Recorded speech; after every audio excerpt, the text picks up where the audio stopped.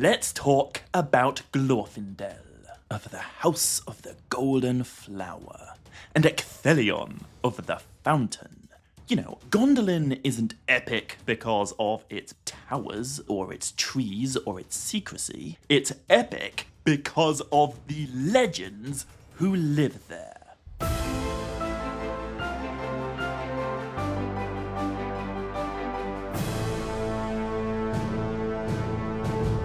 Maya, Govan, and Melanine, and welcome to the second episode in this series explaining and breaking down Tolkien's epic First Age tale of Gondolin. So, today's episode isn't really going to move the plot forward too much. I'll get into the weeds of that drama in the next episode. But what I want to do with this one is give Gondolin some texture by talking a bit about the individuals who live here and the great noble houses into which many of them are divided. Now, if you've read chapter 23 of the Silmarillion, the Gondolin chapter, you will have read a single line about the chieftains of the noble houses and their warriors, and you will also have seen the words House of the Golden Flower. What you will not have read in that book is any explanation of what that means or what these noble houses are. But in earlier writings, some of the earliest writings in fact, Tolkien didn't just give an explanation, he provided some of the coolest details in the Legendarium. Before I get into those details though, I first want to mention where I'm getting this from, and why there's no mention of it in the published Silmarillion. Pretty much everything I'm going to talk about in the first half of this episode comes from Tolkien's original version of The Fall of Gondolin, written in 1917 during the darkest days of World War I. Nowadays it can be found in the Book of Lost Tales, Part 2. But I don't want to imply these details were deliberately abandoned or consciously removed from the later Legendarium. As I explained in the introductory episode, in the 1950s, Tolkien was rewriting and updating the Gondolin story, but he stopped before getting to the part where these houses would have been introduced. However, Christopher Tolkien stated that he quite confidently believed these details would have re-emerged if his father had finished the updated tale. He didn't delete the idea, he simply never got round to revising it. And I should also be clear, noble houses in this context doesn't quite mean what you might think. Obviously, in real life, usually a noble house refers to a noble family, but that's not what Gondolin's houses are. Instead of being extended households, the houses of Gondolin might be thought of as more like military units. The army of Gondolin is divided into these 10 distinct houses, with each one being led by their own great lord, having their own distinct sigils, and seemingly being trained in their own distinct skill set. And yet, with, well, the exception of a few bad days, Gondolin's entire history is about avoiding war by keeping secret. They are prepared for battle, but they aren't looking for it. And so I would speculate that Gondolin's noble houses might also function in peacetime. They might be sort of like British schoolhouses, like groupings of different elvish sub-formations within the wider city, each with a distinct identity, but all still ultimately united under their overarching king, Turgon. And last thing, I know I just said there are 10 houses, but a quick Google search will tell you there's actually 12. But during the period in which this episode is set, the first 200 years after Gondolin's founding, the last two houses do not yet exist. Their great lords have not yet been born. So I will get to them in good time. Anyway, for the first half of this episode, I will simply work through some of the tantalizing details about each of these 10 houses. And the obvious house to begin with is the House of the King. Unsurprisingly, the Lord of the House of the King is the King, Turgon.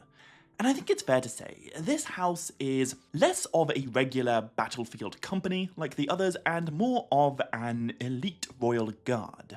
In any time of conflict, it is the duty of the House of the King to remain with King Turgon and to defend him. Their colours are red, white, and gold, and their emblem depicts the moon, the sun, and a scarlet heart. Now, this scarlet heart is a very interesting relic left over from an earlier version of the story, before Tolkien had quite settled on Turgon's direct family. As you know, in the generally agreed upon version, Turgon is the son of Fingolfin and the younger brother of Fingon. But that wasn't always the case. In the very earliest drafts, Turgon was the son of an elf called Nolame, who would go on to evolve into two separate characters, Fingolfin and Fingon.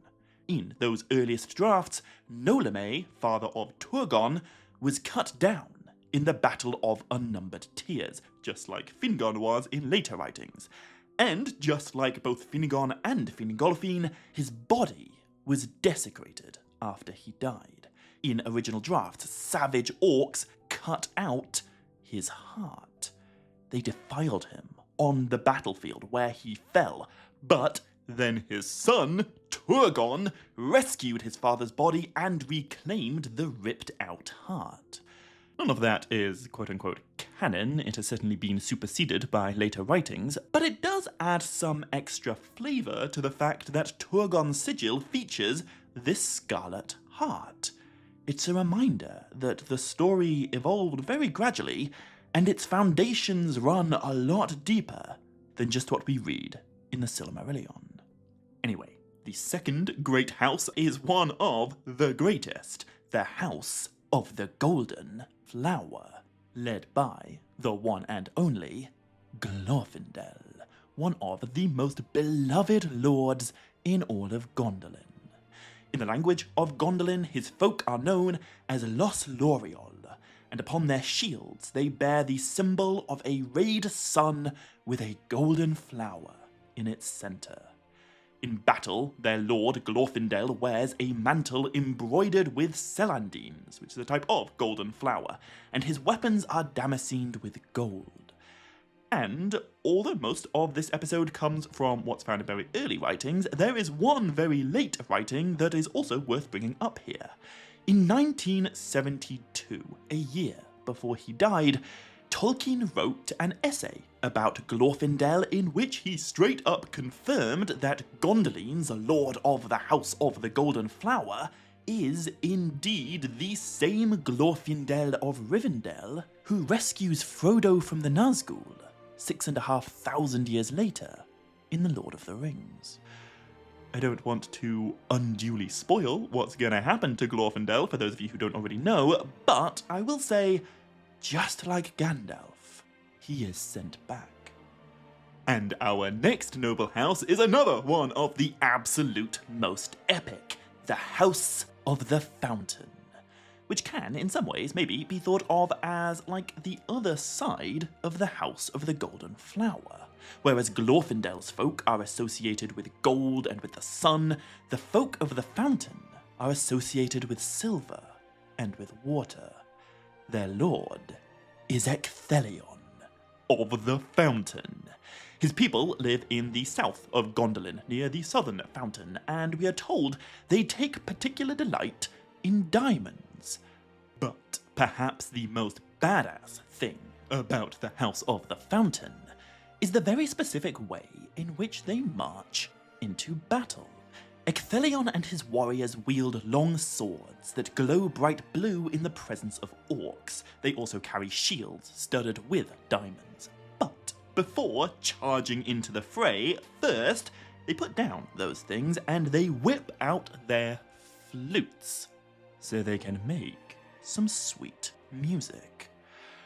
One or two people, perhaps, might be tempted to make fun of Ecthelion and his house for facing their enemies in battle while playing the flute, but I say, how secure do you have to be in your own badassery for that to make sense? There are a lot of terrifying war cries in the history of Middle-earth, but from the perspective of an orc, I really don't think there could be anything more blood-curdling than the sound of approaching flutes. And speaking of terrifying war cries, we are explicitly told that in the afterdays, so thousands of years later, the name of Ecthelion of the Fountain still strikes terror into the hearts of orcs. In the ages that follow, elves will still shout his name as a war cry. You know how in The Lord of the Rings, Aragorn cries the name of Elendil when he goes into battle? Well, I really like to imagine that during the days of Elendil, High King Gil-galad's elvish warriors charge into battle with Sauron's army, crying the name of Ecthelion of the Fountain. He isn't a major character, but he is a majorly awesome one. Our next noble house is the House of the Tree, led by a lord called Galdor. And whereas most of the other houses of Gondolin seem to be made up of battlefield warriors, I think the folk of the House of the Tree function a little bit more like scouts. They are known for dressing in green. Their sigil is, believe it or not, a tree. And in the language of Gondolin, they are called Nosnan Alwen. However, the thing that I find most interesting about the House of the Tree is their peculiar choice of weapons. I feel like elves are most often known for wielding either swords or bows, but that is not true of the House of the Tree. Galdor's people wield studded or spiked clubs for their melee weapons, and for ranged warfare, instead of bows, they fight with slings. And the House of the Tree is unique for another reason too. It's the only house where we are told the name of one of its members as well as the name of the lord who leads it. Among the House of the Tree, there is a scout of Gondolin who is known for his keen eyes and his knowledge of the encircling mountains, called Legolas. Now, I know I just said Glorfindel of Gondolin definitely is the same Glorfindel from The Lord of the Rings, but that's definitely not the case with Legolas of Gondolin. Different Legolas. We don't know if Legolas of Gondolin was one of the Noldor or the Sindar, or maybe both. I would guess Sindar, simply because his name means green leaf, but if he were ever interacting with one of the Quenya speaking Gondolin Dream, he might be known by the Quenya version of his name, which is Laia-Qualace. That's not really relevant to the plot or anything, it's just, isn't Laia-Qualace fun to say? Same with Ecthelion. Excellent sound taste. Anyway, our next great house is another one of my favourites, the House of the Heavenly Arch, aka the House of the Rainbow. These guys are led by a lord called Egalamoth, and what's interesting about the folk of the Heavenly Arch is that they are the wealthiest elves in Gondolin. They array themselves in a glory of bright colours, and they set into their weapons a great many coloured jewels that flame in the light of the sky. Their shields are painted to match the blue of the heavens, and into each of them are set 7 individual gems: a ruby, an amber, a topaz, a chrysoprase, which is a kind of golden green precious stone, an emerald, a sapphire, and an amethyst, to give their shields the full colours of the rainbow. They also set into their helms an opal of great size, just to make sure everyone knows how much these guys really like multicoloured gems. The House of the Heavenly Arch are highly skilled swordsmen, but they are mainly known for their archery. Along with the folk of the next house I'm going to mention, they are the finest archers in all of Gondolin. But before I move on, I want to take another moment to talk about their lord, Egalamoth, because there are a couple of interesting things to say here. Firstly, Egalamoth is the only elf in the entire Legendarium who is known to wield a curved sword. In a lot of Middle-earth adaptations, elves do mainly seem to wield single-edged curved blades, but Tolkien was actually quite explicit on this point. Elves almost always wield double-edged straight swords, like medieval European swords, with Egalamoth being the one exception. Tolkien even wrote, none of the other Noldori carried curved swords. So, despite the fact that Egalamoth is mainly known for using a bow, his sword is actually one of the most distinct things about him. And the other thing I will say about him, his name is really quite mysterious. Tolkien himself wrote in the 15th issue of his linguistic journal, Parma Eldalamberon, Egalamoth is a great name, yet none know clearly its meaning. Some have said its bearer was so named in that he was worth 1,000 elves, but Rumiel, a famous elvish lawmaster, says nay. By the way, in the earliest versions of Quenya, moth meant 1,000. Much later, when Tolkien developed his Sindarin language, the name Egalamoth became kinda obsolete, and its proper rendering would have become Iagamloth, the L and the M switching places. But what's very interesting is that Tolkien seemed to prefer the older archaic version. And we know this because in the appendices of The Lord of the Rings, which were written way later, we are introduced to a steward of Gondor, who is apparently named after the Lord of Gondolin's House of the Rainbow, Egalamoth. Tolkien could have called him Iagamloth, but he didn't. He went with the much older name from 1917. Anyway, our next great house, the other House of Extraordinary Archers, is the House of the Swallow, led by a chieftain called Dwelin. Their emblem is an arrowhead, and the folk of the Swallow are known for dressing in white and blue and purple and black, while also wearing a fan of feathers upon their helm. And, just like most of the others, Dwelin is quite an interesting lord. We know very little about him, but we are told Dwelin was the swiftest of all elves to run and leap, and he is the surest of all the archers of the Eldar, which is a pretty cool distinction to have. He's not exactly a famous character, but according to these early writings, he is the greatest archer of all his kind. Our next two houses are the House of the Pillar and the House of the Tower of Snow. But honestly, there's really not too much to be said about either of these. The most interesting fact about them is that they are the only two houses of Gondolin that share the same lord. Both of them are led by an elf called Pengolodh. And to tell you the truth, just like his houses, Pengolodh is not the most interesting elf in Gondolin, but he is notable for one particular thing.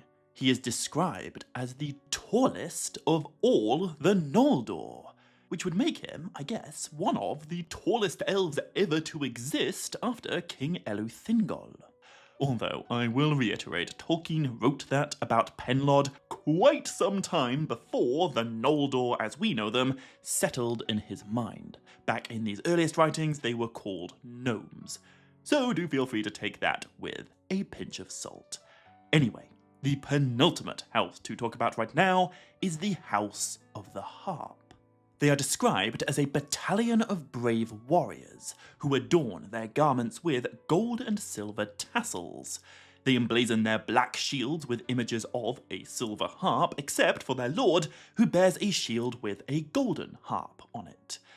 And this lord is an incredibly unusual elf. His name is Salgant, although there is quite a bit of evidence to suggest that if Tolkien had updated the story and rewritten it in the 1950s, Salgant's name might have been changed to Talagand. But that never happened, so I will keep calling him Salgant. And the thing about Salgant that makes him so bizarrely exceptional is his physical appearance. Salgant is the only elf anywhere in all the Middle-earth writings to be described as heavy and squat. He's a fat elf. He's also not a very formidable one. Salgant alone of the people of Gondolin is described as a coward. He is weak-willed. He is easily manipulated. He's not evil or anything. He's just thoroughly unimpressive. He likes food, and he likes music, and he likes company, so I can't say he's all bad, but he is pretty useless in a fight. However, do not judge the House of the Harp by the quality of their lord. Salgant is kind of lame, but his warriors are not. When the going gets tough, the House of the Harp demonstrate bravery and loyalty, and we are explicitly told they utterly redeem the cravenhood of their lord. Which brings us to the final house. I know I've already described a few of the others as being among my favourites, but nevertheless, I truly do believe I have saved the best till last. This is the House of the Hammer of Wrath. They dress in red and gold, but they delight most in black iron. They don't fight with swords or bows, they wield maces, hammers, and heavy shields.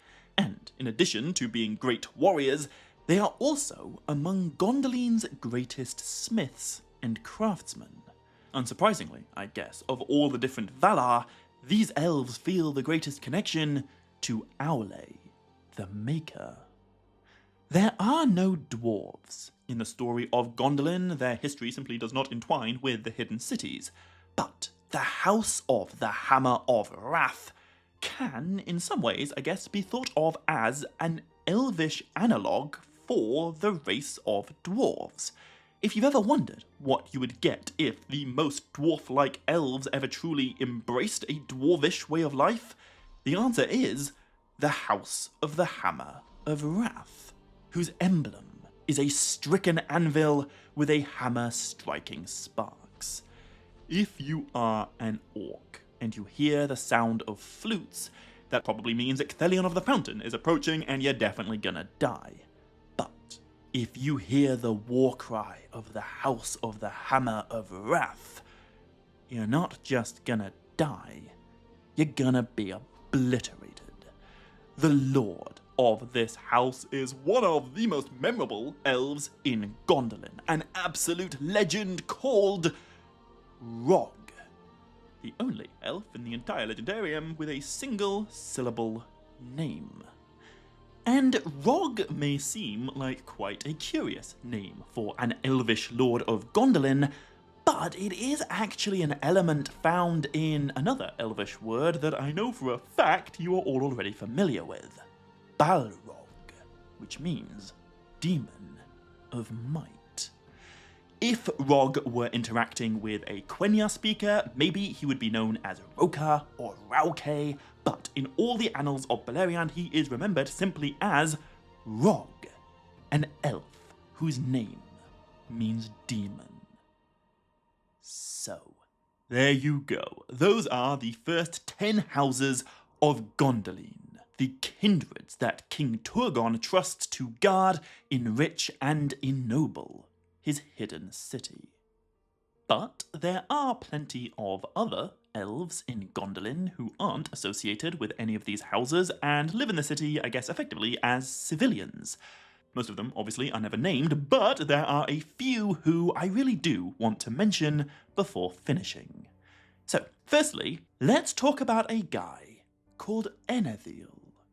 Ecthelion is a character who only exists in a couple of paragraphs within the Unfinished Tales. He appears in no scenes, he has no dialogue, and yet his impact on Middle-earth will echo through millennia. Ecthelion is the reason why, in over 6,500 years' time, Aragorn will be known as King Elessar.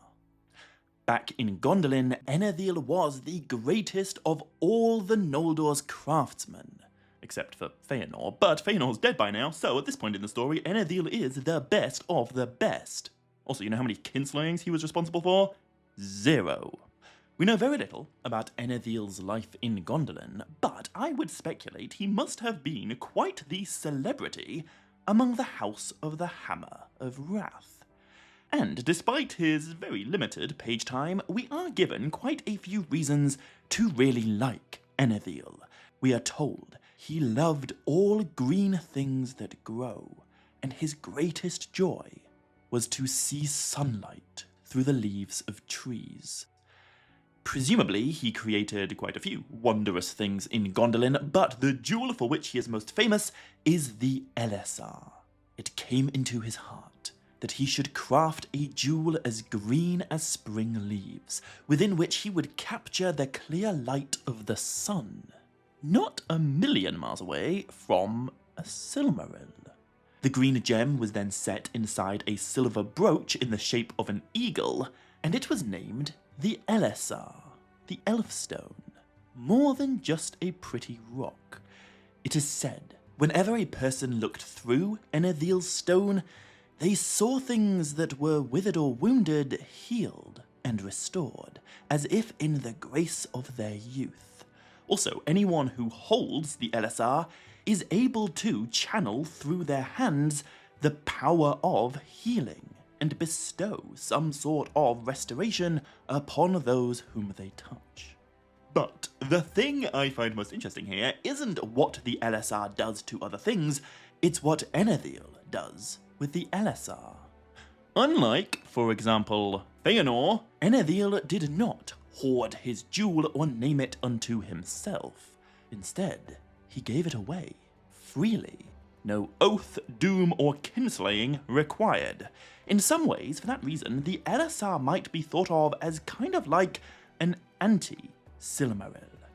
When it was made, Ecthelion gave it to the heir of King Turgon, his daughter Idriel Celebrindal, and Idriel wore it for many years.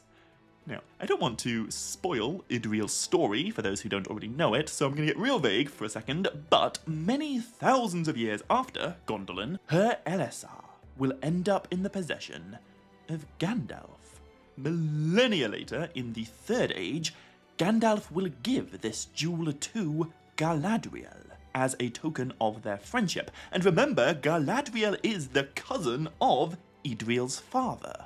2,000 years after that, when the Fellowship of the Ring departs Lothlorien, Galadriel will give the company gifts, and Aragorn will receive, along with something else, the Elessar.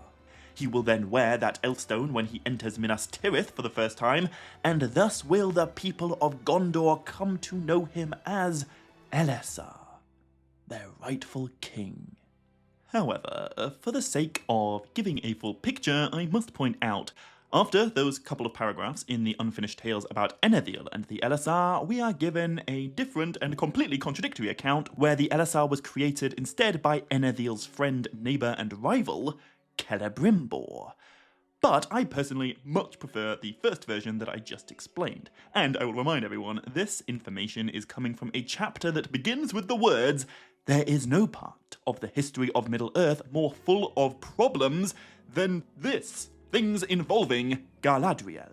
In one version, Celebrimbor made the Elessar in the Second Age because he was in love with Galadriel, which really doesn't make much sense to me. Celebrimbor's father was Galadriel's cousin. Also, she is married to Celeborn and they have a daughter together in the Second Age. In another version, Celebrimbor lived in Gondolin in the First Age, which also makes very little sense to me. By far my favourite version of Celebrimbor's backstory is the one where he lived in Nargothrond and repudiated the evil deeds of his father, Curufin the Crafty, and was presumably present in Nargothrond for its fall. I like to imagine he met Turin Turambar, survived the Battle of Turmhalad, and then fled to the havens of Sirion to hang out with his second cousin, Gil-galad. There is also a third version where there were 2 Elessars made, but still I think that's a disimprovement on the original tale, where it was Ecthelion the Great who made the Elfstone and gave it as a gift to Idriel Celebrindal. So, all that to say, in some versions, Feanor's grandson Celebrimbor, the guy who's going to forge the Rings of Power in the Second Age, was present in Gondolin, but that contradicts what's written in the Silmarillion, and I much prefer the other version from the Silmarillion. So, for the purposes of this series, I will not be talking about Celebrimbor as being present in Gondolin. Anyway, there is another character that I simply cannot pass up the opportunity to talk about, and he is, maybe, even more interesting, important to the big picture, and mysterious than Ecthelion. His name is Pengolodh. Unlike pretty much everyone else in the First Age, Pengolodh isn't so much a character in the story as he is the author of the story. Within Tolkien's framing device, Pengolodh is the one who wrote the Silmarillion. Sort of. Tolkien tells us Pengolodh was an elf born in Neverust to mixed Noldorin and Sindarin parentage. He was brought to Gondolin in his youth, and there he joined a linguistic order called the Lambengolmor, which was originally set up in Valinor by Feanor himself. Before long, Pengolodh gained a reputation in Gondolin as the greatest loremaster since Feanor and that guy Rúmiel themselves. We know basically nothing about Pengolodh's life in Gondolin, except that when the city fell, he did not. He survived the ruin, and he came to dwell with the other survivors of Beleriand's conquest in the Havens of Sirion. And there, he did what a great loremaster does best. He wrote down what he remembered of Gondolin. He interviewed refugees from Doriath. He spoke to outlaws who had followed Turin Turambar. He preserved the memory of Nargothrond. He documented the history of the First Age. And when the First Age ended and the Second Age began, Pengolodh kept on chronicling. He is said to have been one of the very few elves who was admitted entry into Khazad-dûm. He learned the way of dwarves. He wrote about their language and their legends and their culture, and we are told he was even taught Khuzd-dûl. For the first part of the Second Age, he lived in the lands of High King Gil-galad. But after the fall of Eregion and the death of Celebrimbor and the war of the elves and Sauron, Pengolodh, the last of the great loremasters, finally sailed west and departed Middle-earth. And that is where things begin to get very cool, and also kind of weird. Pengolodh settled on Tol Eressëa, an island off the coast of Valinor, and he dwelt for millennia there in a little village called Tavrobel, until one day, thousands and thousands and thousands and thousands and thousands of years later, in the year 869 AD, as in like our own real-world medieval history, a child was born in the real-life Anglo-Saxon kingdom of Wessex in England during the age of the Viking raids. His name was Ealfwine, which means, in Old English, elf friend. It is the Old English equivalent of the Quenya name Elendil. When Ealfwine was young, Sword Danes, aka Vikings, attacked his home, and his mother moved him to Western Wales. There, for the first time, he looked upon the sea, and he first felt a sea longing stirring in his heart. He became a mariner. When he was 45, Vikings attacked again. Ealfwine stole one of their ships, and he decided he would sail it west. With a small crew, he set off from Wales, he passed Ireland, and he entered the Atlantic Ocean. But there, after many days at sea, a dreamlike death came upon him. The world plunged down under him, and his ship somehow sailed the straight road. When Ealfwine awoke, he found himself lying on a beach on an island called Tol Eressëa. A group of elves pulled his ship onto the shore, and they brought him to their village of Tavrobel. And there, Ealfwine was introduced to an otherworldly being called Pengolodh. Ealfwine studied Pengolodh's lore and was told many great tales of the Ainulindale and the Quenta Silmarillion and the Annals of Beleriand and the tale of the children of Húrin. Eventually, Ealfwine returned to his ship, he sailed east, and he landed again on the shores of England. He wrote down these legends of the elder days in his native Old English language, and he documented Pengolodh's history in various Anglo-Saxon manuscripts.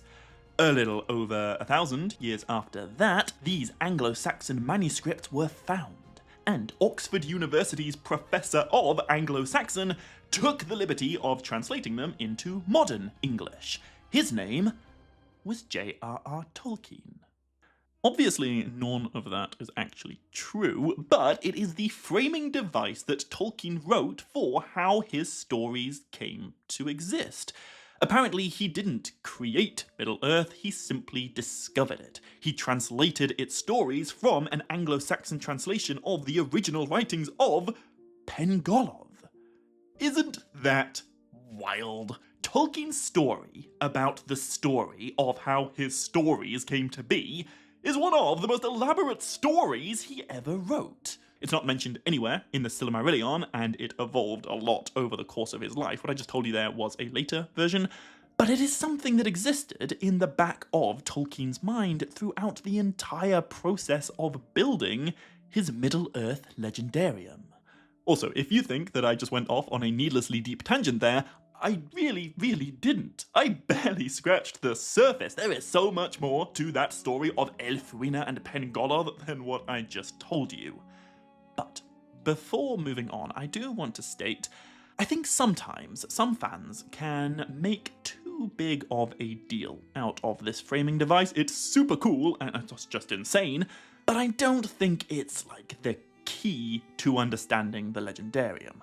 I've seen a few people suggest that, well, the events of the Silmarillion are unreliable, because the whole thing is just Pengolodh's propaganda, but I would resist that interpretation. If we don't believe the things that Tolkien wrote about the world that Tolkien built, I mean, what are we even doing? The Pengolodh Elfwine story is a lot of fun, but in order to actually talk about Middle-earth, we do have to accept that what's written in the books is, in fact, true. I know some stories are intended to be read as being written by an unreliable narrator, but I don't think Tolkien's books are an example of that.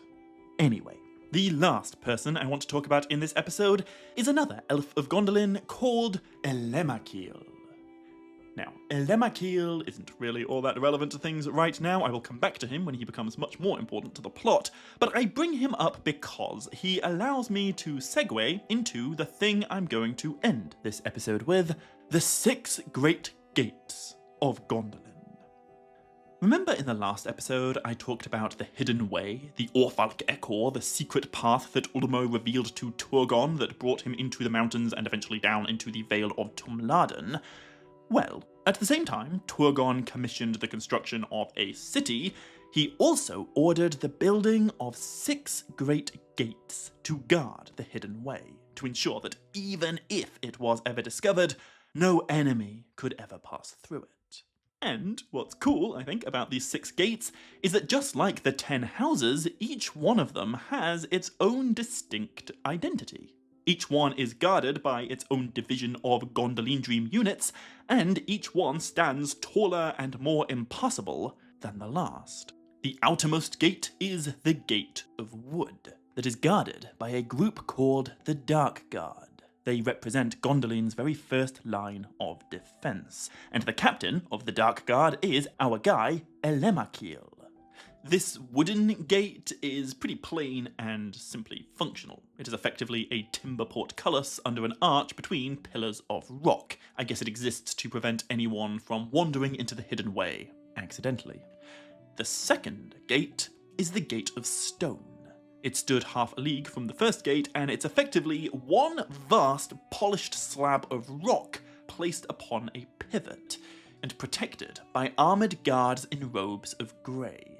Gondolin's third gate is the Gate of Bronze. It is mounted by 3 square towers and clad in bright copper. Its double doors are hung with bronze plates wrought with many figures and strange signs. The gate is lit by red lamps, which make its copper and bronze shine like fire. Its guards are primarily made up of Sindar, who carry red-bladed axes and wear mail that glows like dull fire. Further up the ravine stands the 4th gate, the Gate of Writhen Iron. This one was built at the highest point of the Hidden Way. It has 4 iron towers above it and no lights whatsoever, making the whole thing completely black. It has the thickest walls of all the gates of Gondolin, and between its 2 inner towers it bears an iron image of Thorondor, the king of all eagles. Beyond that stands the Gate of Silver. This gate was built within walls of white marble, and its parapet is a trellis of silver between 5 great globes. Its actual door is circular and made in the likeness of the moon. Above it stands a white tree in the image of Telperion, wrought of silver and malachite, with leaves rendered in pearl. The gate is guarded by 200 archers, all wearing robes of white silver mail and white crested helms. And the final gate, at least for now, is the Gate of Gold. In some ways, it looks quite similar to the Gate of Silver, except that its walls are made of yellow marble and its globes and parapet of red gold. It has 6 great globes instead of 5, and upon a golden pyramid is set an image of Laurelin, with flowers wrought of topaz. The actual gate itself is decorated with a many-rayed disc of gold in the likeness of the sun, set amid garnet, topaz, and yellow diamonds. The Gate of Gold is guarded by 300 archers, all arrayed with longbows, gilded mail, and great round shields as red as flame. This is the gate that opens directly onto Tumladen itself, the final threshold, and the last thing standing between a hypothetical traveller and a sight of the city itself. At least that's the case for the first 356 years. Later in the story, a 7th gate will be built, the Gate of Steel, the ultimate defense. However, this mightiest gate is going to be built by a guy who has not yet been born. So, for now, I will leave it be. At this point in our story, Gondolin is guarded by 6 gates. Anyway, I'm aware this episode threw a lot of different names at you and a lot of information, and what it didn't really do is move the plot forward. In the next episode, that is going to change. I have now covered the pertinent facts about Gondolin's founding, so our next episode will begin the second great story of this series, the story of the White Lady of Gondolin and her interactions with the Dark Elf. It's all been fun and games up until now, but in the next part of the story, things are going to take a turn. And that is what I'm very excited to start talking about in the next episode. So, to make sure you don't miss it, hit subscribe if you haven't already, and be sure to click like and leave a comment on this video if you want to. You can now also support the channel on Patreon or on Ko-fi if you'd like to, so follow the links in the description to those pages if you are at all interested. And a great big thank you to everyone who has already donated. Anyway, I hope you enjoyed this episode, thank you for watching, and until next time, as always, my dear friends, much love. Stay groovy and Nevair, Melanine.